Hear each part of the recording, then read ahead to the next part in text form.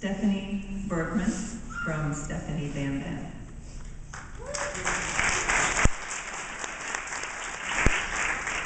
My post is called "Has Twitter Ruined Blogging?" Earlier today, someone, I can't remember who, I follow too many people, commented on Twitter that Twitter is the gateway drug to blogging. I wholeheartedly disagree. Of the many, many messages I send out on Twitter, 5 of them could have easily been blog entries. In fact, 2 of the messages over the past week probably would have turned into blog entries had I not already released the emotions and thoughts around each over Twitter. That's kind of a shame. The entries would have been interesting, but I truly don't feel like writing them now. I already did in very short form. A blog entry requires writing.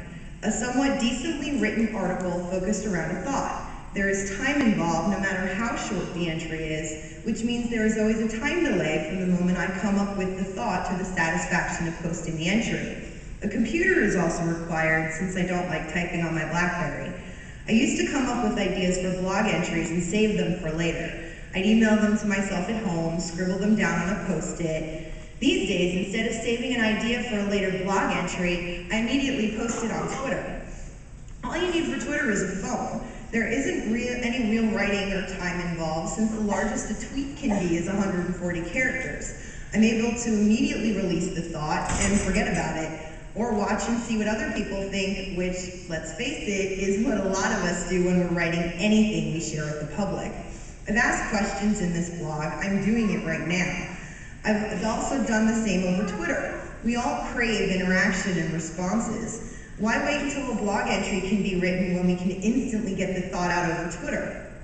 I know I've been blogging less since I first started using Pounce, then moved to Twitter. For me, Pounce was the gateway drug to Twitter. Twitter's character limit is truly what did it for me. I can't think a lot about a tweet, it's too short. I could blab a bit on Pounce.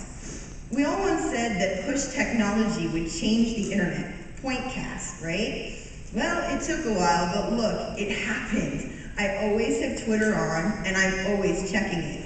It's right there, pushed to my screen. From the major to the mundane, the 154 people I'm following on Twitter right now are always talking about something I'm interested in. And believe me, following 154 people is a somewhat small number for Twitter. I get my news from Twitter. My coworkers laugh at me for how often I end up saying, I just read on Twitter. Who needs a newspaper when I have CNN breaking news on Twitter? To those of you who haven't discovered Twitter yet, beware. Remember your life before email? One day you'll remember your life before Twitter. I truly believe the impact will be just as significant. We may not always be using this one service, but the live streaming Twitter has created won't be going away anytime soon. We are genuinely interested in the tiny details of other people's lives, just like they're interested in the details of ours. They say everyone's a voyeur. Do I really need to know that somebody is going to get a glass of Coke, or that someone else is putting the baby to bed? Not at all, but I keep following. And find me on Twitter as Stephanie Bam Bam.